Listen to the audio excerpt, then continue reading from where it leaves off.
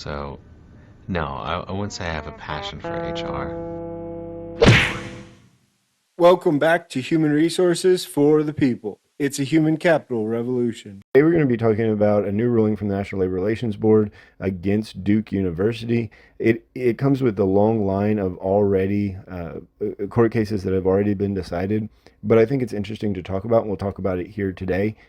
So as a background, for those of you who don't know, Duke University is an employer who's a corporation. They provide a private nonprofit university with higher ed. And Southern Region Workers United, which is affiliated with the SEIU, which is a massive union, the Service Employees International Union. So the SEIU filed a petition under the act to represent all PhD students at Duke University, including at the campuses of Durham and Beaufort. And it covers the teaching assistants, grad assistants, instructors, and graders, but excludes all students at Duke Kunshan, which I haven't looked, but I assume that's the Chinese university and the medical school.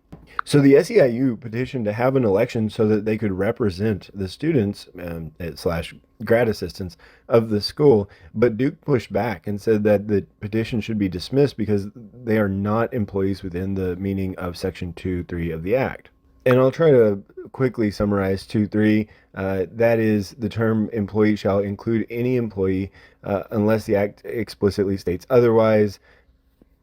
Duke University doesn't really define it. I mean, the Section 2.3 seems to cover the grad assistants pretty clearly and pretty obviously, and that's just the nature of the National Labor Relations Act as read. Unfortunately, it's written as broadly as humanly possible. In the ruling, which is linked down below, the petition for the unit are paid for their work. They receive about $6,100 per course for serving as a TA, $3,000 for serving as a grader.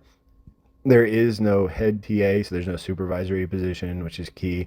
Some of them earn more, some of them earn less.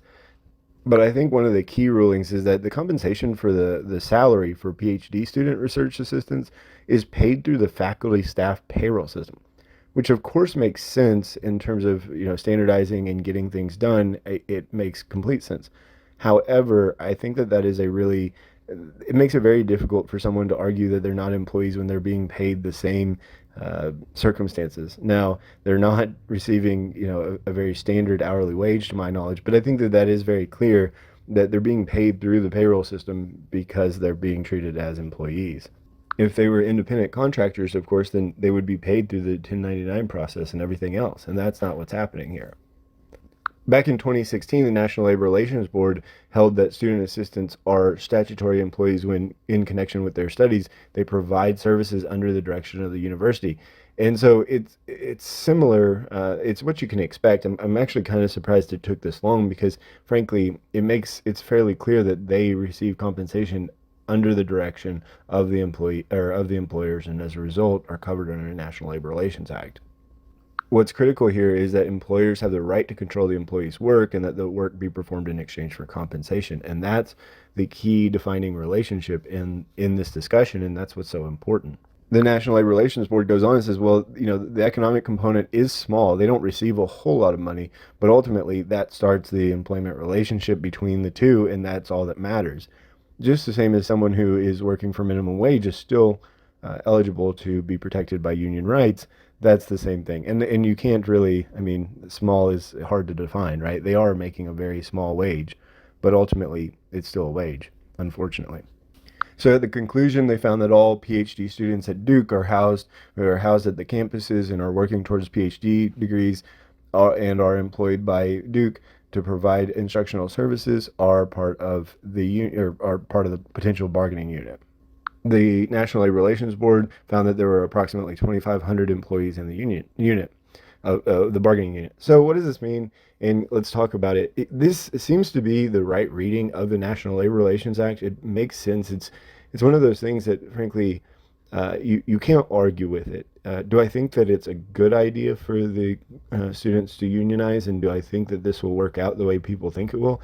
No, not really. I think what's going to ultimately end up happening is that colleges will cut back grad assistants or not compensate at all, and that's how they get around this. It would be much easier to do this and colleges and businesses are adamantly opposed to unions for various reasons and will do anything they can do to not engage with them.